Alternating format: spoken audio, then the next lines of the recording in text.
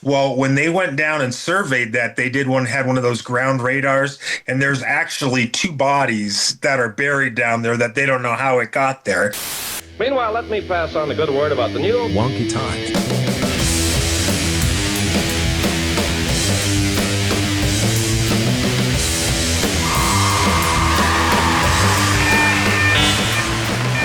Hey, woohoo! Halloween is upon us, people. Or, depending on when you're listening to this, it's already happened. Or you don't celebrate Halloween because you're a robot like me. True. Okay. Hey, it's Matt Sterner here with my co-host RoboBrian. Greetings, skin bags. Welcome to our Halloween Spooktacular Special episode. It's a Halloween Spooktacular Special. Halloween traditions, they're kind of weird, aren't they, Brian? Oh yeah, please explain. I'm all nuts and bolts when it comes to this kind of stuff. I'm not even sure what that means, but so, one of the things that really messes with my head is the trick in trick or treat. What is that? I mean, has anyone ever tricked a kid instead of tossing candy into their bags? Like, what is that? Actually, the phrase is a modern evolution of older traditions, like when people would perform for food. Oh, so I thought you were all nuts and bolts, Brian. Then, in the 1920s, the phrase trick or treat originated in Canada. It appeared in a newspaper article from Alberta. The phrase was a way to discourage vandalism on Halloween. Ooh, okay. Well, all right, Brian, you know more than you claim. So, what about this? Why do we carve pumpkins instead of watermelons? They're likely not in season. Yeah, that's a good point. We need to get a farmer on the show one day to educate us, obviously. I have some questions. Sure, go for it. Why do people hang skeletons outside during Halloween? Because it's spooky. Technically, all of you humans already have skeletons. You are walking Halloween decorations. No way! So, Matt, you are pretty spooky year-round. Yeah, but I have skin to cover me up. Is bobbing for apples actually fun, or just a medieval way to spread germs? I don't know. I've never actually bobbed for apples. I don't know. But Why do ghosts wear sheets? Who's doing their laundry? I When did the quote-unquote sexy Halloween costumes become a thing? Do they scare you? I mean, only if I'm wearing such a thing. What would you be for Halloween, Brian, if you had a choice? Like a sexy calculator? Why is it called a jack-o'-lantern? Well, I actually know this one. Oh, cool. Yeah, very cool. I googled this once. So, the jack-o'-lantern's origins trace back to an Irish folk tale about a dude named Stingy Jack. He was a dude who tricked the devil and was then denied entry to both heaven and hell. Bummer. They should have called it Jack Nowhere to Go. Okay, but what people in Ireland and Scotland did back then to ward off this restless spirit was carve scary faces into vegetables like turnips, potatoes, and other roots. I mean, not roots, but root vegetables. I see. Then they'd place an ember inside of it to serve as a lantern, to light up, kind of like how we do now. And that, Brian, is why we carve pumpkins instead of watermelons. I guess I knew the answer. Fascinating. I prefer to carve coffee beans. Tiny Jacko beans. No way! Okay, I mean, you must have tiny little fingers, small enough to carve a coffee bean. You're right. That would be difficult. I was just trying to create a segue into our interview with Eddie of Creepy Coffees. Ooh, nice one. So let's keep this Halloween Spooktacular Special going, Brian. We're rolling into this week's interview with Eddie from Creepy Coffees, where the beans are bold and the ghosts don't need cream or sugar. They love ghost stories, they seek spooky experiences, and they enjoy caffeine. Because every ghost story deserves a good cup of coffee. Here's my chat with Eddie from Creepy Coffees.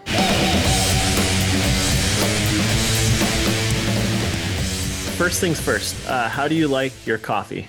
Yeah, that's funny. Well, first, thank you for letting me be here and inviting me. And I'm a purist by heart, so I like to have my coffee au natural. Just give it to me black and hot in a mug and in a cup, and I'm good to go. In all honesty, how can you review or be a critic of coffee if you fill it with all kinds of foo-foo stuff? I get that it's good and it tastes good, but how can you really give an honest opinion of what you think if you're covering up with everything, but black and hot, please? Right. Yeah. Coincidentally, I'm drinking some coffee right now during our interview, but You don't want to know what it is. If it's, I think it's probably like Target Is brand. it? That's okay. We've got actually that you mentioned it. We've got our own coffee coming out too Oh, prior awesome. to us going on tour that we're going to take. And Okay. I'll send you a bag. You don't Oh, drink the decaf, do you? sometimes if I don't want to feel too jittery. Too So yeah, buzzed, too yeah. wired. All right. Well, then we'll send you a sample of the decaf, but I'll send you a real bag of the Colombian blend that we've got. It's Okay. Creepy Coffee's podcast coffee, Cool. and I like it. So, Yeah. and it's going to be available probably right around the Halloween time when the book comes out. We're going to do like a little package thing where we put everything together and Okay. just kind of ship it out. It's like you guys are the whole package. You're a podcast, you're storytellers in the podcast Sure. and outside of the podcast. You got your coffee. You mentioned you're going on tour. Let's talk about that. Like Sure. what's this tour going to be like? It's not like your typical tour. We're doing a book tour in conjunction with Comic Cons and horror conventions throughout the year. We've got on our website, creepycoffees.com, you can see all the tour dates that are up there. I don't have it handy right now, but do know we're starting in November, and I believe we're in Pennsylvania in November. And then we've got December off, obviously, because of the holidays, and we're going to Germany for vacation Oh, and to nice. do our own private ghost hunts over there. And then we come back and we'll be doing some dates across the states. We've got a couple in Canada. We're going over to Scotland for a horror convention there, and then we'll have another one in Germany. We're also working with Dublin, Ireland for Wow. their horror convention next year that I really want to go to. It's in September Okay. because I know a lot of YouTube videos and a lot of research I've done has been with hauntings in Ireland, and there's just so many freaky things out there that I got to see before I die. Plus, So they got good, strong coffee too. okay, I was gonna say hopefully it's scarier than the Leprechaun movie, right? Like all Hey, the the haunts. leprechaun! Yeah, that was pretty bad, but it's still fun to watch. No, yeah, I love those movies. That's like my favorite horror genre. The 80s, Sure. 90s practical Have you effects seen, stuff. not to get off the topic, Uh-huh. but Clowns in the Cornfield? Oh, not yet. I want to. Oh God, Yeah. you have to watch it. If you like the old '80s movies, you'll love it. I sat there and I just laughed at the whole thing. It was the greatest thing I've seen in a while. Okay. Are you located in Arizona by Right chance? now, Yeah. we're in northern Arizona up in Flagstaff. Cool. So I used to live in Tucson, so Sure. And Flagstaff was always a dreamy place to go, with all the trees and being Yeah. down in the desert. It's such a crazy drive. Down south, it's all dirt, and then it just gets beautiful as farther away you right, get. Yeah. you go over that hill and it's all trees. Plus, it's, excuse my language, but it's haunted as hell up here. Yeah. So, oh my God, yeah, there's Why- so many things. Why do you think? Is it just like the history up there? Like, are there a lot of like old? Well, there's a lot of history, but we've got two main hotels up here that are haunted. The Monte Vista Hotel, which has been on all your ghost story channels and stories and everything. They've had so many murders and suicide and deaths. And then we've got gosh, I can't think of the name of the other one. That's Where is the one you just mentioned? Is that like in Jerome, like in that no, area? it's right here in downtown Flagstaff. Okay. Okay. And then there's the other one where we actually had a ghost one time follow us home. If you listen to, I believe it's episode 2, Okay. the boy that follows us home, a little boy named Algeron that died in there, followed us home. And Wow. we had all kinds of crazy, freaky things happening to us at Yeah. home, and we had to get that resolved. So that's a pretty good story. That and this up here, it was kind of like a gateway to the east and the west. So there was a lot of murders up here. There's a lot of tunnels underneath of Flagstaff where there was a lot of people that were transported, and a lot of murders and a lot of smugglings. A lot of the Wild West stuff happens. And Yeah. there's the Weatherford Hotel. That's the name of the other hotel, the Weatherford. And it's all up here in Flagstaff, and there's just so many ghost stories and so many things that have happened up here that it's a lot of fun. You can go out at night and walk around, and something just doesn't feel right. It's just a cool place to be. How do you sleep at night? Like, how do you after all this stuff? Like, do you toss and turn, or are you okay? No, I'm pretty fine with Mhm. everything. I'm pretty much just the funny thing is the difference between Dawn and I is she doesn't want to experience things. She loves being part of it, Mhm. but she doesn't want the ghost to affect her. She doesn't want to see nothing. She doesn't want to hear Right. nothing. Where I'm the total opposite. I want it to happen. Mm. So if I wake up at 2 in the morning and it's dark in the house, I'll sit there and I'll look out the door looking for something. Yeah. So it's like, come on, show me something. And Yeah. You're like, it bring it on. Bringing yeah, it. and Yeah.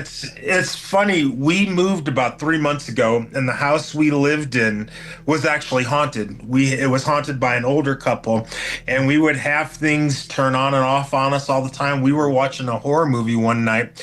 I can't remember what it was we were watching, but our dining room table was right behind us, and we had a big chandelier above it, and it kept going on and off Mm. during the horror movie. And if I would Mhm. change the channel, we would change the channel, it would stay off. We'd put Wow. the movie back on, the light would come back on.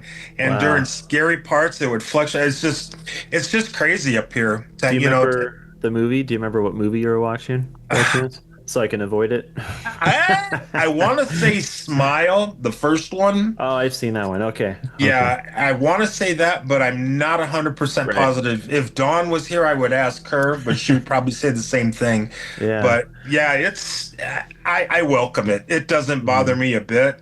I've seen a lot of things. I've had a lot of bad things happen, Mhm. but I always go through the ritual, the cleansing, I approach it in a respectful manner, and I leave it in a respectful manner because I don't want no bad juju happening to me either. So And then with the book, are these short stories, are they original stories or are they experience that you guys have had or a little bit of both? it's a mixture of three sections.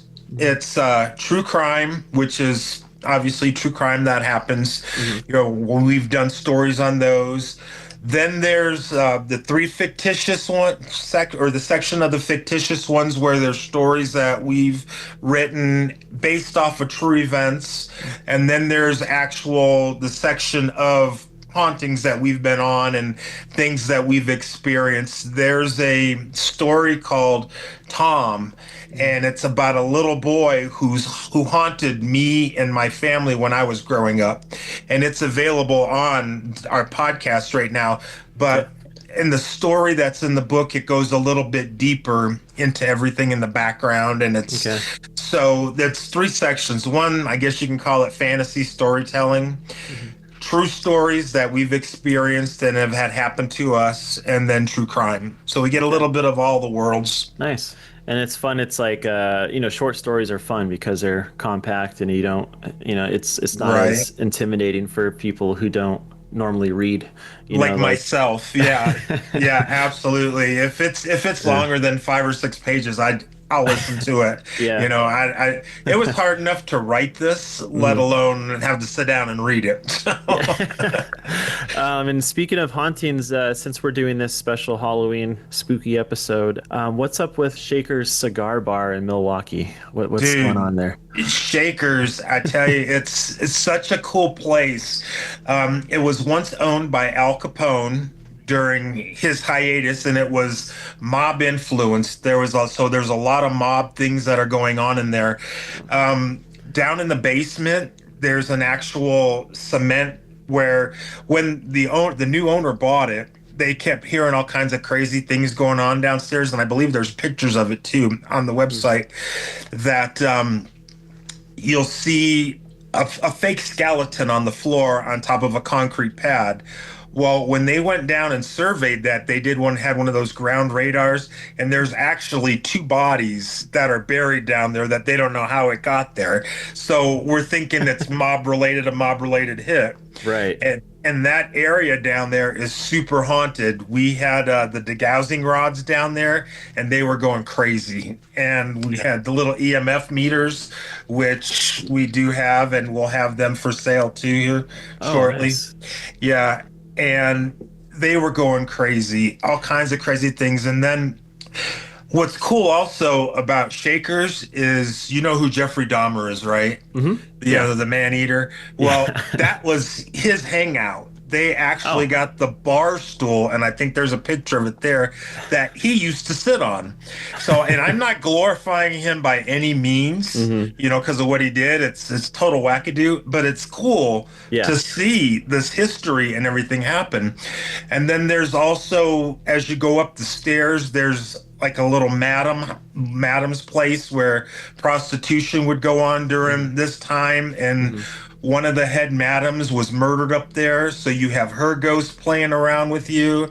And then there's a little girl who died before it was built, and then they built over where she died at. Oh, And wow. she haunts the ladies' bathroom. When Dawn went in there, she said that she heard like doors rattling and water coming on and off. And when we did our research, we asked our tour guide about it, and she confirmed it, that that's a very haunted place, that when women go in there by themselves, this little girl will play tricks on them and try to open the doors and just wanting to be heard. And it's so paranormal. I've got a video of Dawn and I standing in front of the of Shakers, and I don't think it's on there, but if you want, I can send it to you.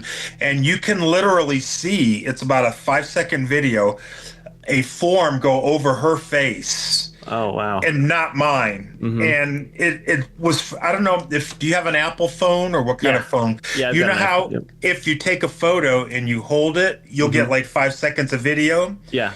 Well, that's how it happened, is we were taking still shots and wasn't paying attention. And I believe Dawn, like, she goes, "What the hell is this?" And we held it, and you can literally see it come up and form to her face and move up and then dissipate. And it was like, so Yeah. it's pretty cool. Okay. If you ever get a chance to go out there, go to the Harley Museum, of course. All right. And then check out Shakers. It's just Shakers. it's so worth going, and the pizza's pretty awesome too. Oh, okay. I didn't know they make pizza. They make pizza, and it's a cigar bar, so so it you smells can. good in there. Oh, it smells Just- wonderful. Yeah. And Wow. it's so cool because it's all original, and you go up into the loft where the prostitution would be and everything. And they even do now, you can stay the night there if you want. And up in where her bedroom was at, and what's haunted, and it's just such a cool environment, and there's such good people up there and so much fun. I highly recommend it. Yeah, I'm looking at the photos right now on your website, and like even the staircase looks scary. It's got like Yeah. black like soot all over it or something. Yeah. And there's one of those photos of the stairs that on the left-hand side of it, there's a little white dot. If you widen it up and you look into it really close, you can see a face in there. Oh, okay. Yeah. Wow. Yeah, there's a lot of them that if you look, you can see like shadows and all kinds of crazy stuff. I didn't have a chance to sit there and point it out or anything because things have been moving so quickly. Right. But I'm definitely free to talk to about it and to say that's right there, you know.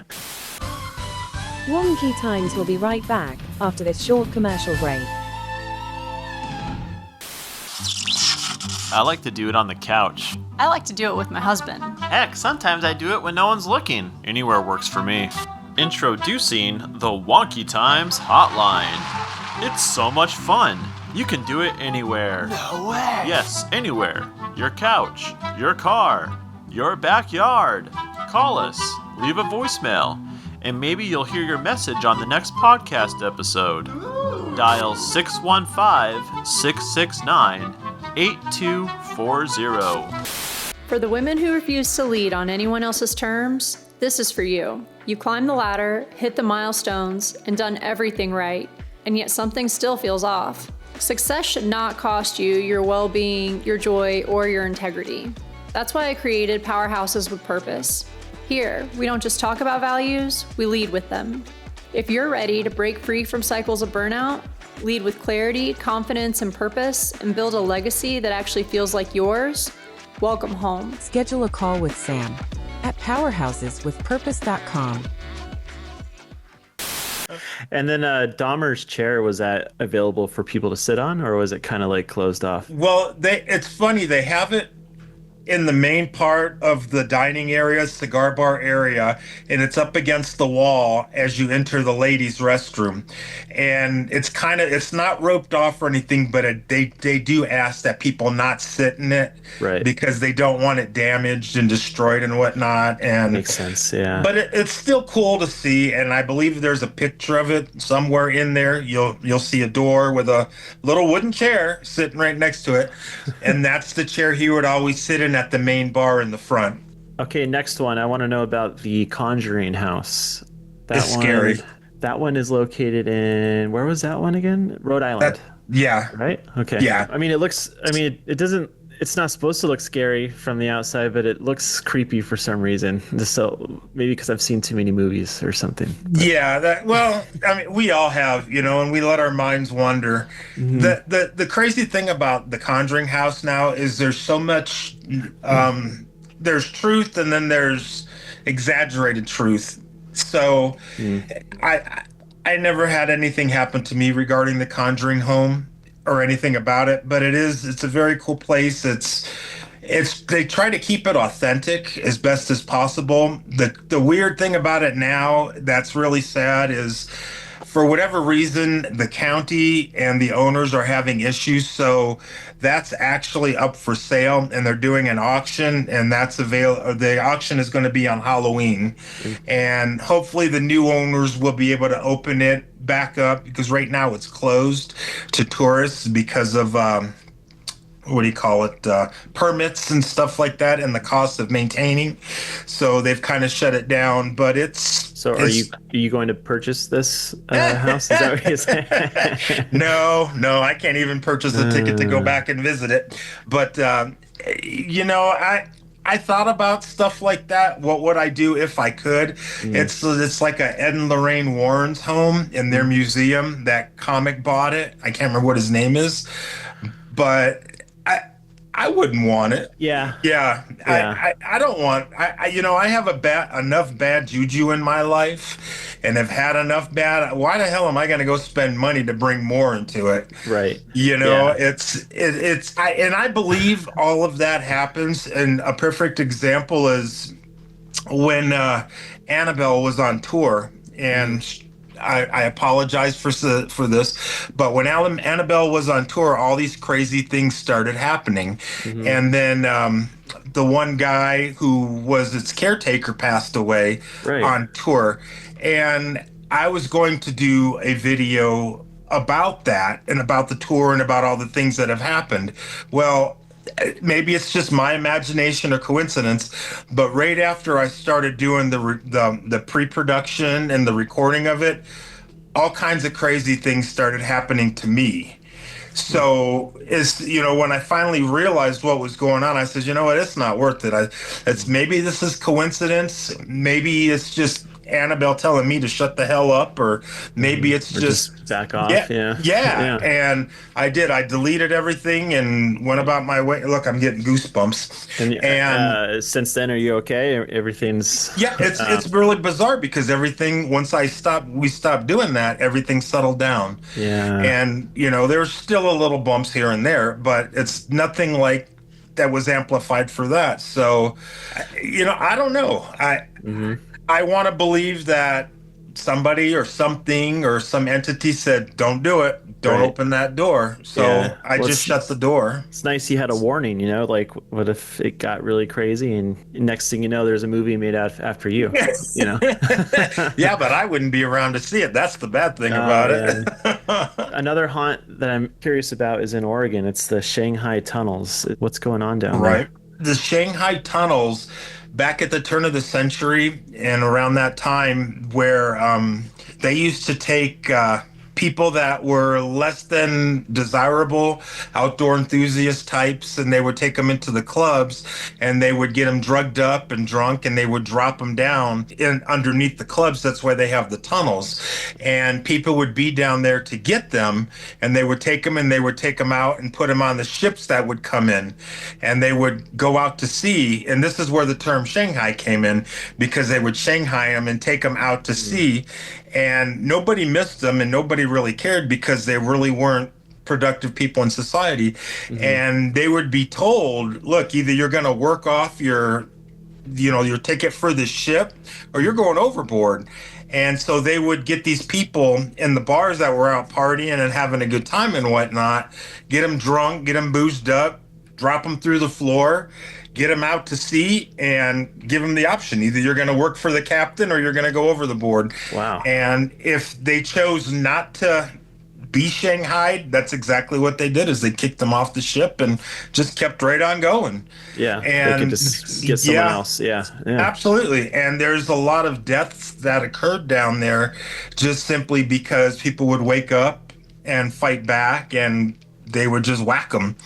And it's just there's all kinds of spirits and all kinds of emotions and feelings that go on down there. And the history behind it is what intrigued me. Whether or not I seen anything or heard anything, I just thought the history was pretty amazing. It's, because I've never knew where Shanghai came from. You know, growing up, you hear the term, you've been Shanghaied and whatnot and wherefore, but I never really knew what it meant until I read this. And now it makes sense that this is where they got the people to work on the boats. Yeah, in Portland, Oregon. Yeah. And then, wow. And then, so do they have tours down there, or is it somewhere that you have to like sneak into to see? No. There's portions of it that are blocked off for safety reasons, obviously, because it's old. But that one right there, you meet at a pizza place. I can't remember the name of the pizza, but it's on there. And they take you straight to the back, and they take you right downstairs, and you go right into the tunnels. And you're literally underneath the city in the tunnels. It's similar to I see the photos. Yeah, it's similar to the Seattle Underground tours. Okay. And they take you right into it, and they show you everything. It's just like up here in Flagstaff, we have the underground tunnel tours too, which were the leading opium dens up here. And there's so much that goes on beneath our feet that we don't even realize. Right. Like even at Disneyland, don't they have an underground level just for all the workers? And it's weird to think that we're just... we're right above a tunnel. There's a whole city down there. Yeah, absolutely. They say that about the Denver airport, how there's some kind of secret base down there, or who knows. I mean, have you ever been on any ghost tours in New Orleans? Unfortunately, I have not yet. I'm looking forward to it, but I'm also kind of leery because there's some real... When you get into that voodoo down there...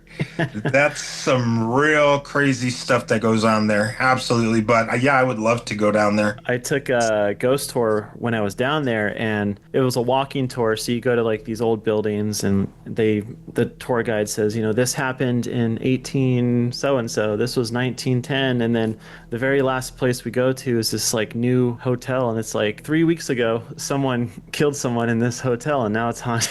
So it's like you go way back, and then just less than a month ago, this hotel was whatever's going on in there. So that's a city for sure that has a lot of history, and not like not in a good way. Not so good. Yeah. Yeah. There's a place down there that's an old convent, and I can't remember what they call them. The suitcase vampires or the lady vampires or something like that. But it's about these girls that came from England, and they came into New Orleans, and they were, I believe, taken in by these nuns, but they were locked up in the attic, and it's all haunted. And here, let me look it up because now it's going to drive me nuts. While you're looking that up, I'm looking at your tour. Looks like you'll be in Atlanta, Chicago, and then Cleveland. This is almost a year-long tour that you guys are doing. Yeah, it is. And more dates are going to be added. This is just what we've got right now. Right. So we're trying to do a different place at least once a month. And, that way it gives us a little break and a chance to kind of catch up on things like that. And I would like to do it like every 2 weeks, depending on things. Or if we go overseas, stay over there for a while and, get some hunting in. And we're just keeping our eyes and ears open and reviewing every invitation we get and every opportunity we get. And just want to go meet the people and, share some coffee and tell some ghost stories. Yeah, I feel like if you're drinking coffee and listening to ghost stories, I feel like my heart rate would be through off the the roof. charts. Yeah, I don't know if I Okay, I found it. They're called the Casket Girls. The Casket Girls. Okay. Casket Girls of New Orleans. Yeah. Wow.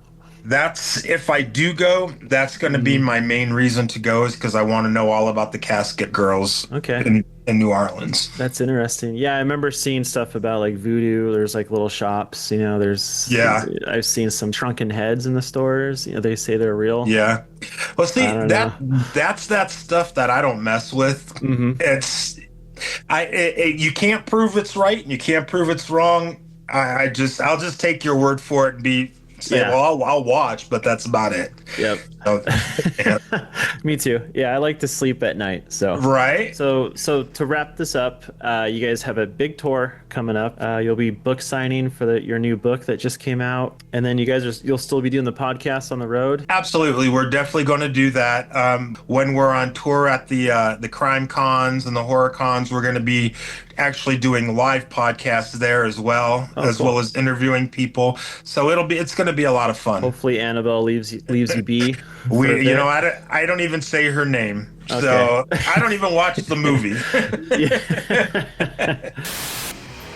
And that's a wrap for this episode of Wonky Times. Thanks for wandering down the weird and wonky avenues with me. And remember, stay curious, question the ordinary, and if you see something strange in your backyard, email us at getwonky@wonkytimes.com. Also, give us a call at 615-669-8240. Leave us a voicemail, and it is likely we will include it in an episode. Adios!